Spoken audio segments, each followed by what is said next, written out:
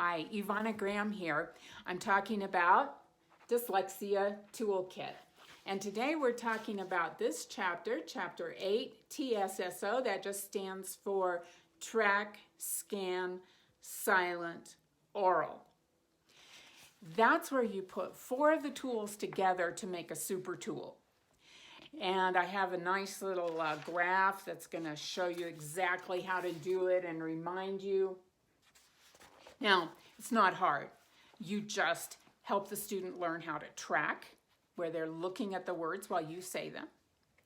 Then you teach them to scan, where they look back at the same sentence or paragraph and they point to the word you ask for. Then you teach them to read silently without saying the words in their head. And they don't have to do it perfectly at first. Not at all. They're just practicing doing that. And once they're familiar with tracking, scanning, and silent reading, you go on to oral reading, where they read silently and then say what they read, rather than trying to read word by word. So that's TSSO, track, scan, silent, and oral, used all at once, one right after the other, to get those repetitions in context that a dyslexic student needs. There's more detail right here. So if you need more detail, that's where to find it.